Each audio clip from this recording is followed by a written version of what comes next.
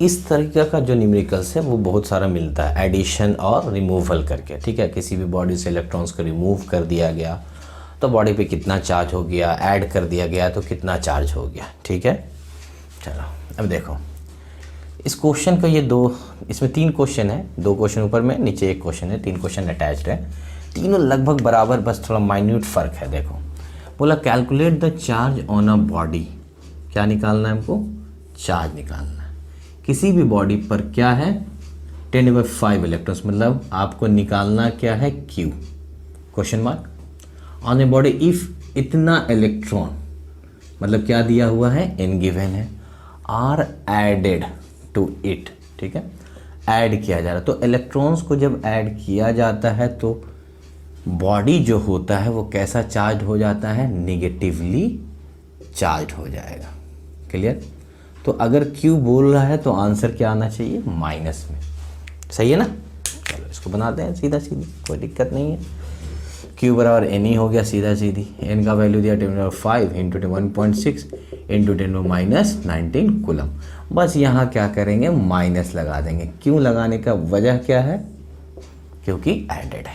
Clear, कोई issue नहीं। चलो अब उसके आगे वाला बोला कि सेम इलेक्ट्रॉन्स, ठीक है, रिमूव फ्रॉम इट।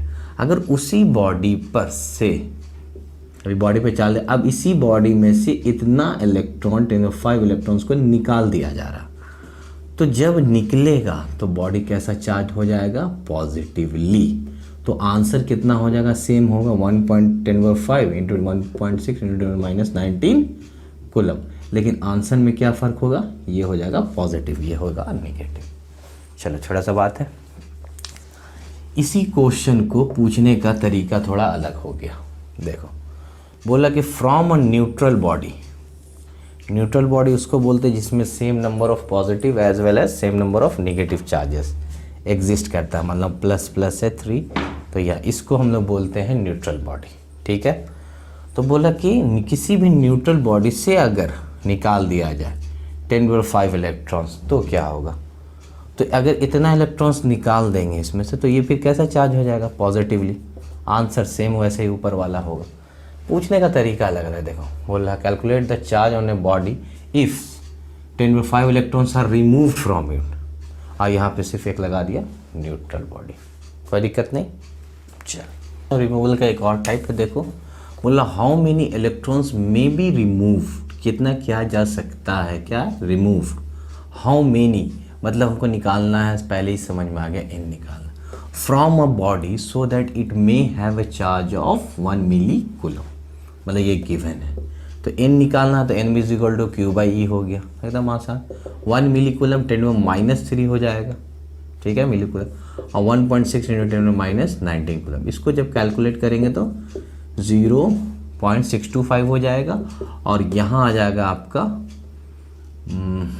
10⁻16 आ जाएगा, ठीक है। अगर हमको कन्वर्ट करना 6.25 में लिखना है तो हम अभी बताएं कि देखो ये यहाँ पे शिफ्ट हो जाएगा, मतलब किधर जाएगा, राइट साइड में क्या होता है, माइनस हो जाता है।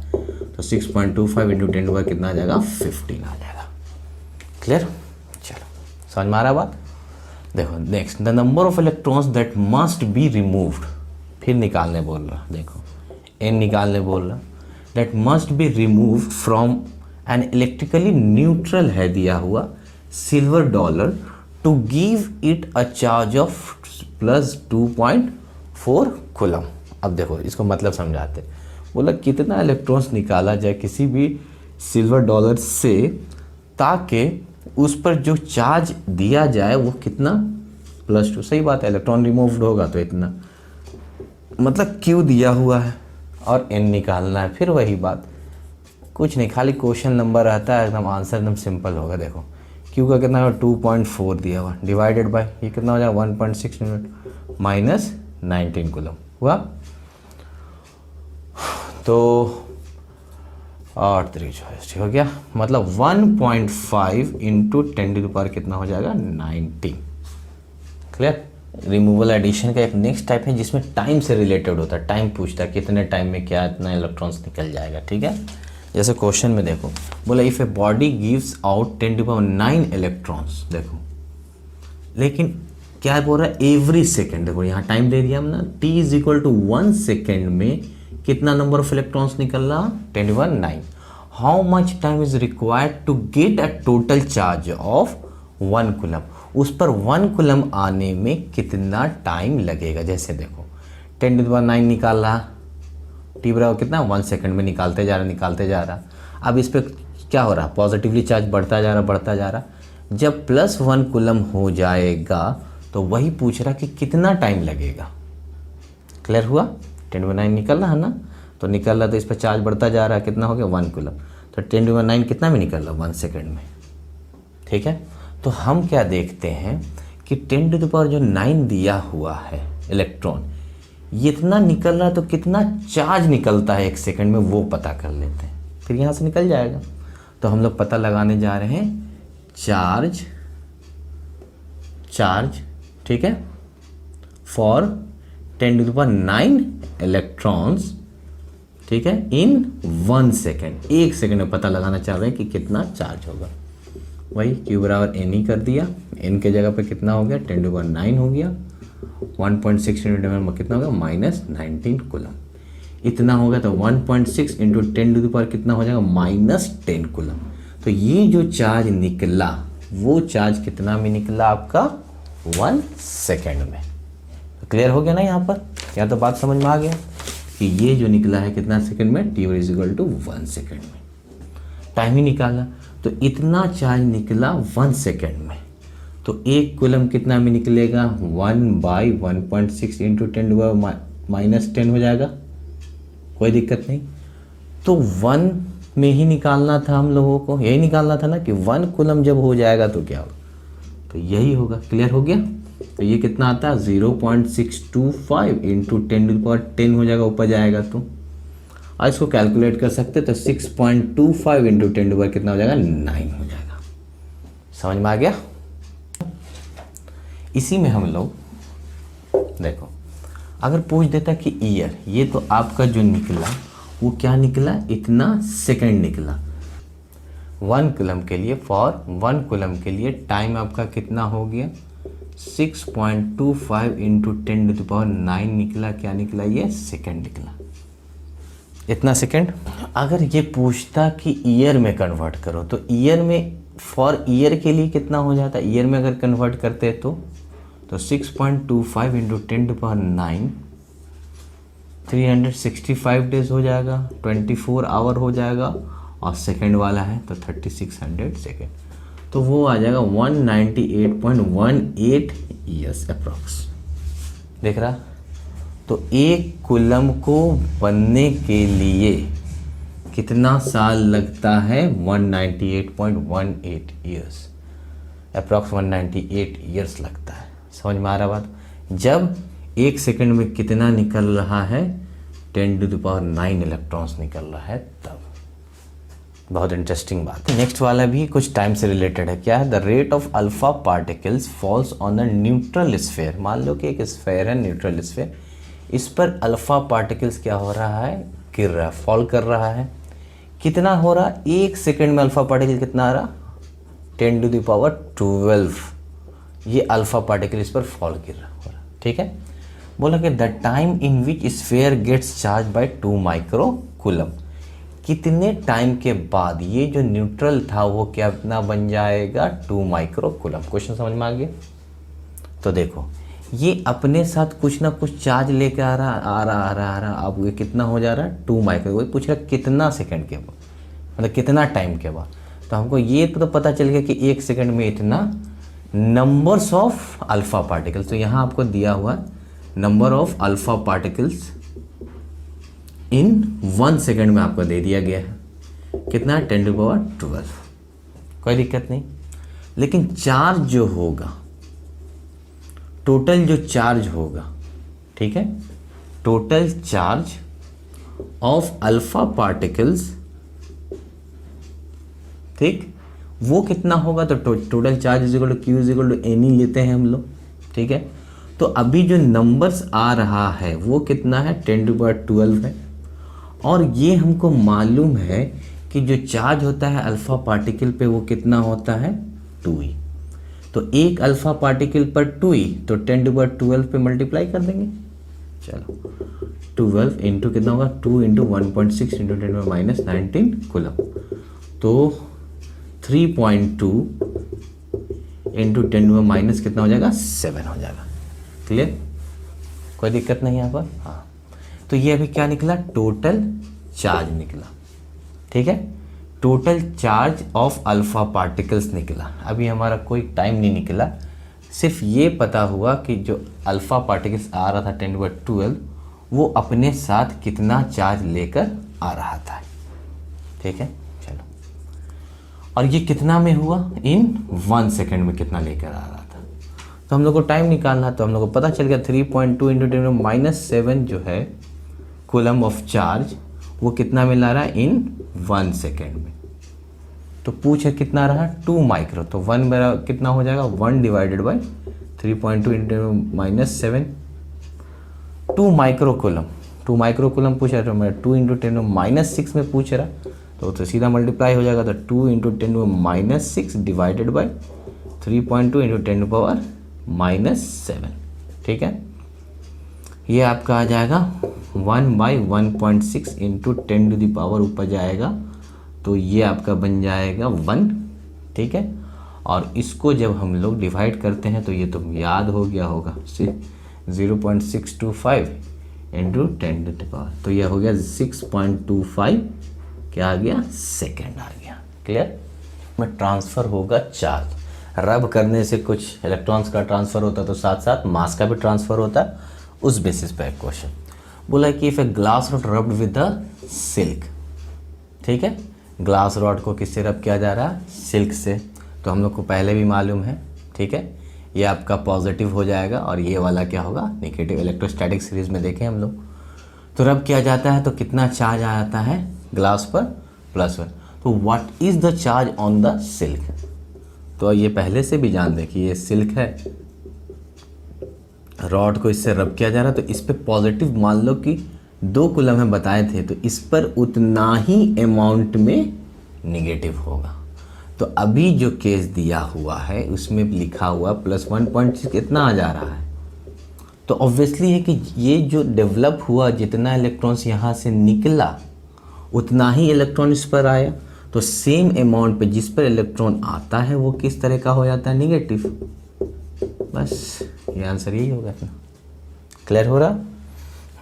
अब दूसरे टाइप वाला, नीचे वाला देखो क्वेश्चन एक, देखो बोल रहा है कि when a polythene is rubbed with a wool, polythene को किसके से रब किया जा रहा है, वूल से, it is found to have a negative charge. देखो ये ऐसे लिखा रहता है, हम लोग आगे बढ़ जाते हैं, गड़बड़ हो जाएगा। मतलब पॉलीथीन को किससे रब किया जा रहा है, वूल से, तो पॉलीथीन पे जो निगेटिव चार्ज आ जा रहा है वो कितना है, 3.2 इंटू 10⁻7 कूलम। ठीक है, what is the number of electrons transferred, तो नंबर ऑफ इलेक्ट्रॉन ट्रांसफर्ड हुआ कहाँ से, तो देखो ये तो निगेटिवली चार्ज हुआ, इसका मतलब इससे इलेक्ट्रॉन निकल कर यहाँ पर आया, तो इलेक्ट्रॉन्स जो ट्रांसफ़र हुआ होगा वो कहाँ से कहाँ हुआ है, ये हुआ है आपका वूल टू पॉलीथीन। क्लियर, एक बात समझ में आ गई। तो पूछ रहा कितना नंबर ऑफ इलेक्ट्रॉन, इतना ट्रांसफर होने के बाद इतना कूलम चार्ज आ गया, मतलब क्यू आपका ऑलरेडी गिवन है, दिया हुआ है, निकालना क्या है एन, तो एन इज इक्वल टू कितना हो जाएगा, Q/E। क्यू का वैल्यू 3.2 इंटू 10⁻7, ये तो 1.6 इंटू 10⁻19 कितना, तो हो गया 2 इंटू 10⁻, कितना हो जाएगा 12। सही है, इतना बात समझ में आ गया। तो इतना इलेक्ट्रॉन्स का, और साथ ही साथ पूछ रहा also find mass of the transfer to polythene, कितना मास का ट्रांसफ़र। ऑब्वियसली है कि जब चार्ज ट्रांसफ़र होगा, यहाँ से इलेक्ट्रॉन्स निकल कर यहाँ पर आया, तो साथ साथ क्या हुआ, मास का भी ट्रांसफ़र हुआ, और एक इलेक्ट्रॉन पे हमको मालूम है कि कितना मास है, तो नंबर ऑफ़ इलेक्ट्रॉन्स पता चल गया तो आराम से निकल जाएगा। तो मास जो ट्रांसफर्ड हो रहा है वो कितना हो रहा है, एक इलेक्ट्रॉन पे कितना होता है, 9.1 इंटू 10⁻31 kg। ठीक है, तो टोटल कितना है, से मल्टीप्लाई कर देंगे, ठीक है, 18 हो जाएगा, 10 टू द पावर इधर 9 हो गया, इधर हो गया 90। हाँ ठीक है, ठीक है। इतना मास कितना क्या हुआ, ट्रांसफर्ड हुआ। टाइप है इसमें, वो है नंबर ऑफ मोल से रिलेटेड। बहुत सारा क्वेश्चन ऐसा रहता है, ठीक है, इसको हम लोग देखते हैं। अभी क्या है, यहाँ जैसे क्वेश्चन दे दिया ना, how many charge are present in 2 mole of neutral H2 gas. अब दिक्कत हो गया, अब तो मोल आ गया, अब कैसे करेंगे। तो सबसे पहले हम ये क्वेश्चन को डील करेंगे, लेकिन थोड़ा देर के बाद। पहले हम मोल्स के बारे में कुछ जानकारी दे देते हैं, ठीक है, थोड़ा आसान हो जाएगा। जानते हैं मोल क्या है, तो मोल तो मालूम है ये क्या है, यूनिट ऑफ अमाउंट, ठीक है, कितना अमाउंट है, कितना वैल्यू है।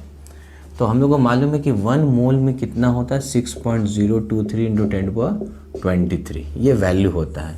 अब ये 1 मोल ऑफ अगर सब्सटेंस है, ठीक है, तो ये कितना हो जाएगा, 6.023 इंटू 10⁻23। ये सब्सटेंस जिससे मिलकर बना हुआ है, एंटिटीज बोलते हैं इसको। यहाँ पर ये आपका एटम हो सकता है, ठीक है, मॉलिक्यूल्स हो सकता है, आयंस हो सकता है, कोई आप बोलेगा 1 मोल ऑफ पेन, तो 6.023 into 23 atoms of pen. Clear हुआ, ये बात समझ में आ गया। तो 1 मोल बराबर क्या होता है, सब्सटेंस। अब ये देखो, नंबर्स ऑफ मोल निकालने के लिए एक हमारे पास फॉर्मूला है। नंबर ऑफ मोल्स जिसका भी निकालना है, मान लो number of moles of element किसी का निकाल रहे हैं, तो यहाँ पे क्या होगा, गिवन वेट जो दिया होगा डिवाइडेड बाय एटॉमिक वेट। किसी कंपाउंड का निकालने जा रहे हैं तो उसका यहाँ पर क्या हो जाएगा, एटॉमिक वेट के जगह पर मॉलिक्यूलर वेट। क्लियर हो गया, ये एक इम्पॉर्टेंट फार्मूला है, इसको हम लोग को याद रखना है। नंबर ऑफ मोल्स को हम लोग Na से शो करेंगे, n मोल लिखेंगे तो आपको समझ जाना है। नंबर ऑफ मोल्स को n मोल्स से दिखाएंगे हम लोग, ठीक है। चलो एक और फार्मूला, नंबर ऑफ पार्टिकल्स। अब ये नंबर ऑफ पार्टिकल्स मतलब वही हो गया, आप इलेक्ट्रॉन्स भी ले, पार्टिकल्स को इलेक्ट्रॉन्स, प्रोटॉन्स, ठीक है ना, आयंस, आपको मॉलिक्यूल्स, ठीक है, आयंस भी हो जाएगा। तो ये निकालने के लिए क्या फार्मूला है, number of mole into Avogadro number. तो ये जो 6.23 इंटू 10⁻23 लिख रहे हैं, ये क्या है, एवोगाड्रो नंबर, जिसको Na से शो किया जाता है। इतना, ये दोनों फार्मूला को अभी याद रखो। देखो कैसे फार्मूला बेस्ट, कैसे तुरंत समझ में आएगा, ठीक है। नंबर ऑफ मोल पर अब देखते हैं, ठीक है।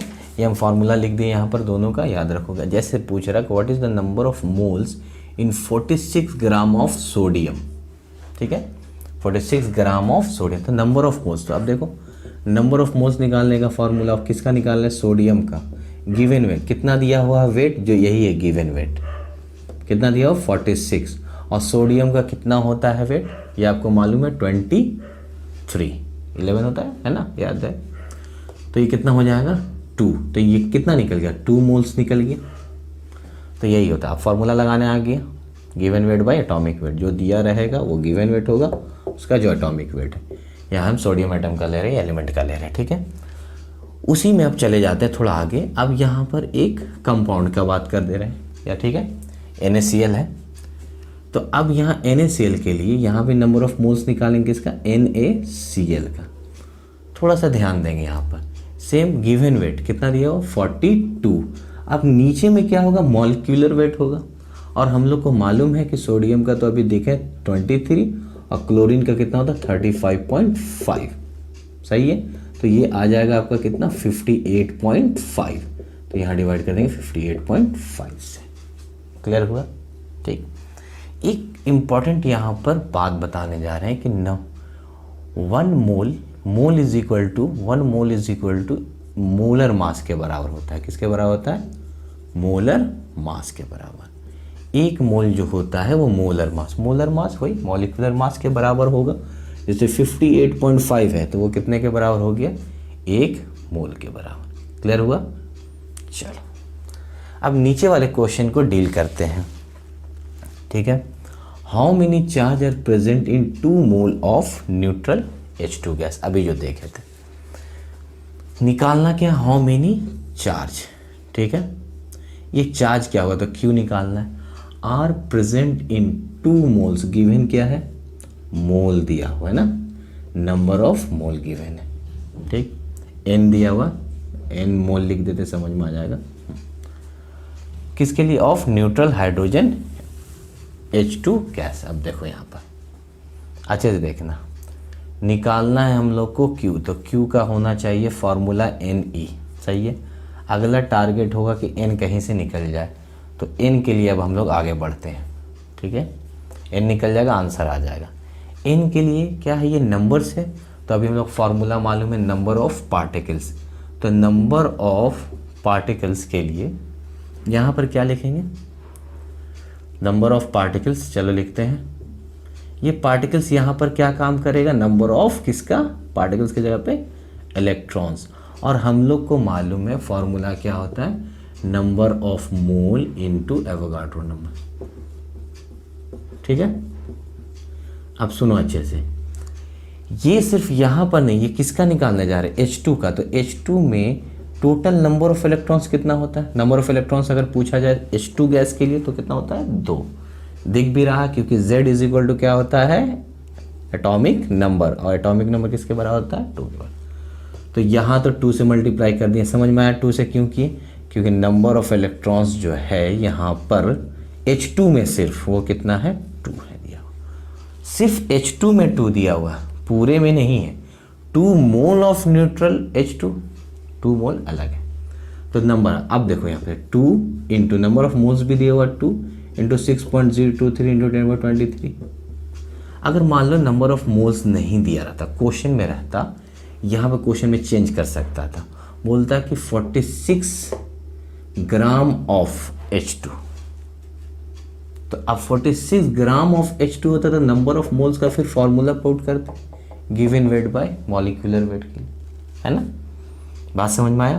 तो ये क्या निकला आपका, यही निकला आपका यहाँ पर N, सही है। और ये जब N निकल जाएगा तो यहाँ पर वैल्यू पुट कर देंगे 6.023 इंटू 10/23 और यहाँ 1.6 इंटू 10⁻19 हो गया।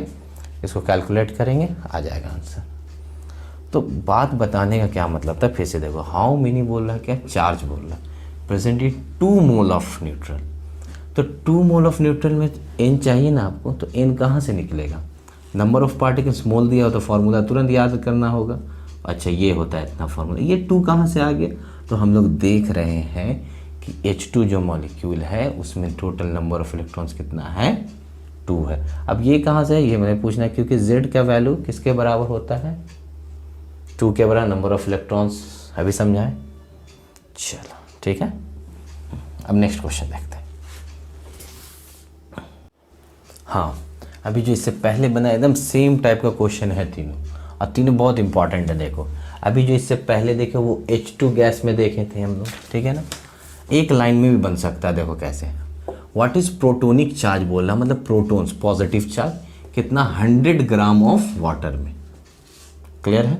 तो सबसे पहले क्या करना है, हम लोग को निकालना है चार्ज, तो N ही है, फिर वही सवाल कि N चाहिए। अब N के लिए फिर नंबर ऑफ मोल्स में भागेंगे। देखो तो सबसे पहले क्या करो, H2O में देख लो कितना नंबर ऑफ प्रोटॉन्स है, कितना हो गया, 2 इधर हो गया, और प्लस कितना हो जाएगा, 8 हो जाएगा। नंबर ऑफ प्रोटॉन्स किसके बराबर होता है, Z के बराबर। तो हाइड्रोजन का हो गया कितना, 1 इंटू 2, चलो और तोड़ के बताते हैं, 1 इंटू 2 प्लस इसका कितना हो जाएगा, 8, कितना हो जाएगा टोटल। तो ये आ गया तुम्हारा नंबर ऑफ प्रोटॉन्स, कोई दिक्कत नहीं होना चाहिए। चलो जो हम सवाल कर रहे थे पहले वही क्वेश्चन आ गया। देखो 100 ग्राम दिया हुआ, तो N जब निकालना होगा ये वाला N, तो वही नंबर ऑफ पार्टिकल्स वाला, मोल्स वाला फॉर्मूला, नंबर ऑफ पार्टिकल्स वाला है ना। तो क्या हुआ, पहले तो 10 लिख दे आराम से। क्या होता है, नंबर ऑफ मोल्स होता है, तो नंबर ऑफ मोल्स किसका निकाल रहे हैं हम लोग, पानी का, वाटर का। और यहाँ कितना हो, 6.023 इंटू 10⁻23, 10 हो गया इंटू, अब देखो यहाँ गिवन वेट है 100, बाय मॉलिक्यूलर वेट कितना हो जाएगा, H2O का 18 हो जाएगा। देखो 1 इंटू 2 प्लस 16 कितना हो जाएगा 18। ये मॉलिक्यूलर वेट आ गया तो 18 यहाँ हो गया, ये दिख रहा। ये सब तो निकालने आता है। 6.023 इंटू 10⁻23, तो आपका ये n निकल गया। इसी में 1.6 से मल्टीप्लाई कर देंगे तो क्या मिल जाएगा, चार्ज मिल जाएगा। कुछ भी नहीं था। चलो ठीक है। अब नेक्स्ट देखो, उसी तरह का क्वेश्चन बोला cup contain 250 gram of water. 100 की जगह पे 250 आ गया। एक लाइन में आंसर देखो लिखते हैं, Q बराबर Ni। तो यहाँ कितना हो जाएगा, वाटर है तो 10 हो गया। सेम यहाँ 250 हो जाएगा बाई कितना हो जाएगा 18। 6.023 इंटू 10⁻23 इंटू 1.6 इंटू 10⁻19 कैलकुलेट करेंगे आंसर आ जाएगा। ठीक, ये एकदम सेम क्वेश्चन एनसीईआरटी में है। वहाँ बोला कि how many positive and negative charge is there in a cup of water. तो in a cup of water में अप्रॉक्स जो होता है वो कितना ग्राम होता है, 250 ग्राम ऑफ वाटर होता है। मतलब किसी के घर में बड़ा होगा, किसी घर में छोटा होगा, उससे नहीं लेना देना है। इसमें मतलब एक जनरलाइज लिया जाता है, एज्यूम किया जाता है। तो एक जनरल अगर हम लोग के पास कप है तो उसमें कितना वाटर आ रहा है, अप्रॉक्स 250 ग्राम। फिर सेम क्वेश्चन, तो तीनों का दिखा। बस ध्यान देना है, कभी भी चार्ज निकालना ये चाहिए भैया, ठीक है n है, n तो n दो जगह आएगा क्योंकि एक वाटर है तो उसका अपना एक इलेक्ट्रॉन होगा, और जो 100 ग्राम दिया हुआ है वो नंबर ऑफ मोल्स वाला कॉन्सेप्ट में जाने वाला है। ठीक है ना। बढ़िया क्वेश्चन, लेकिन थोड़ा अंदाज डिफरेंट है इसका। क्या है देखो अच्छे से, बोला calculate the charge of an iron particle of मास। देखो एक चीज़ तुम अभी जितना भी न्यूमेरिकल्स बना है उसमें एक चीज़ समझ में आ रहा कि जहाँ भी कोई अगर मान लो एक एलिमेंट दिया हुआ है, मॉलिक्यूल्स दिया हुआ है, और उसका अगर मास दिया हुआ है और वहाँ पर से अगर चार्ज पूछ रहा, तो ये कॉन्सेप्ट सीधा एंटर कर जा रहा है नंबर ऑफ मोल्स वाले में। ठीक है, जैसे यहाँ भी calculate the charge of an iron particle of mass दिया हुआ, देखो 224 milligram if 0.01% of electron are remove from it. इतना दिया। क्वेश्चन समझ में आया कि एक आयरन है पार्टिकल से, उसका मास दिया हुआ 224 मिलीग्राम दिया हुआ, इससे अगर 0.01% ऑफ इलेक्ट्रॉन अगर रिमूव कर दिया जाता है तो इस पर कितना चार्ज डेवलप होगा, ये पूछना। कैलकुलेट द चार्ज, तो ये निकालना है आपको Q। ठीक है, चलो वही सवाल, Q बराबर Ni। n का पता चल जाए, n पता चल जाएगा। देखो कैसे अच्छे से देखो, एक लाइन में बना सकते। n हो गया नंबर ऑफ पार्टिकल्स, एकदम याद करो अच्छे से। Total number of particles in iron particle कितना होगा, पहले 6 होगा। आ रहा समझ में? नहीं आ रहा तो चलो बेस से ही बताते हैं। नंबर ऑफ पार्टिकल जो n था तो हम लोग क्या लिखते थे, नंबर ऑफ मोल लिखते थे इनटू एवोगाड्रो नंबर।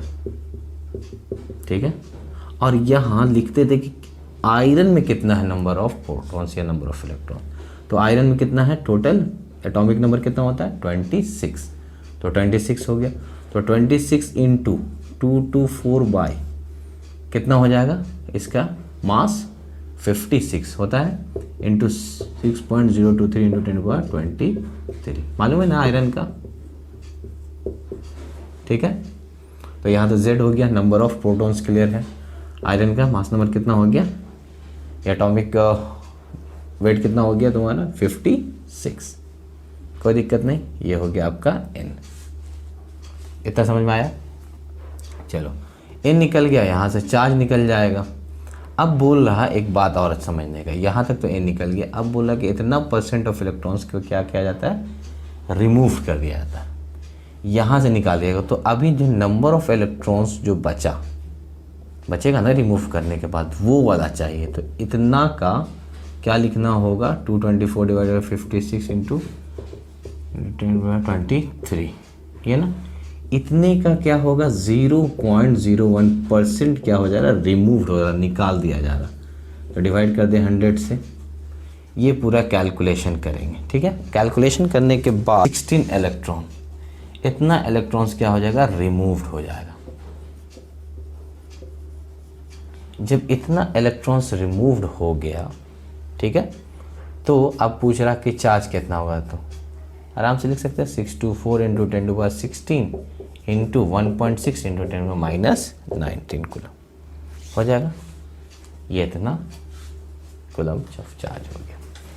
कुछ नहीं करना था इसमें, फिर वही से बात है, चार्ज निकालना था, n चाहिए था, n का फॉर्मेट बना हुआ है आपके पास। पहले कौन सा, atomic number, number of moles और एवोगाड्रो नंबर, ये पुट कर दिए। क्वेश्चन में थोड़ा एक्स्ट्रा ये था कि इतना इलेक्ट्रॉन को रिमूव कर दिया जा रहा है, ये निकला हमारा टोटल नंबर ऑफ इलेक्ट्रॉन्स, इसमें से इतना रिमूव कर दिया जा रहा है तो उतना कर दिए। अब फिर कितना है, ये चार्ज निकल गया।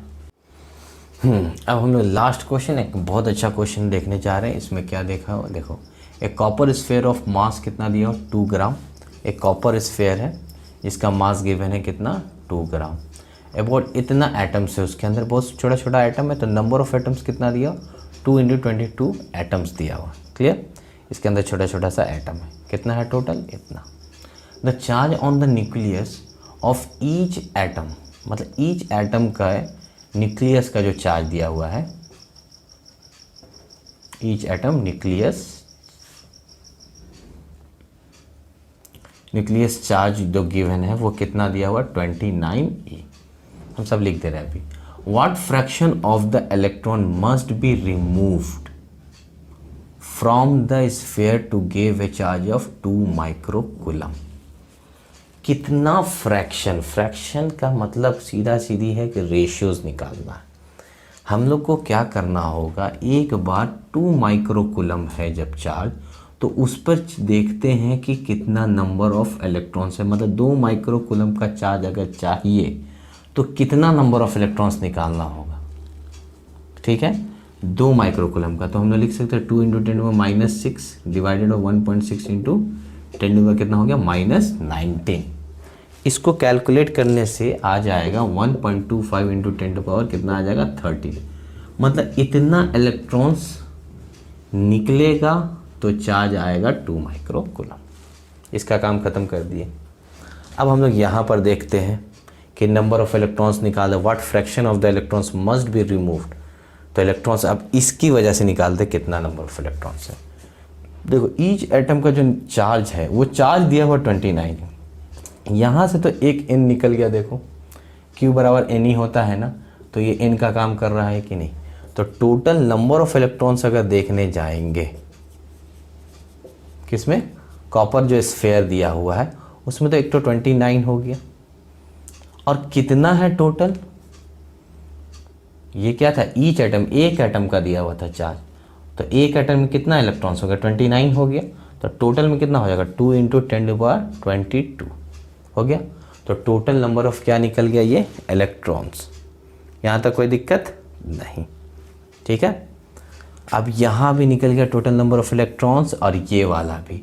तो हम लोग को पूछ रहा था वही कि what fraction of the electrons must be removed, कितना निकाला जाएगा from the sphere to give. तो अब हम लोग क्या करेंगे, फ्रैक्शन निकालेंगे। आज जब फ्रैक्शन निकालेंगे तो दोनों को क्या करेंगे, डिवाइड कर देंगे। क्लियर हुआ, 58 × कितना हो जाएगा, 10⁻22। आंसर आ जाएगा 2.16 × 10⁻11। कोई इशू नहीं।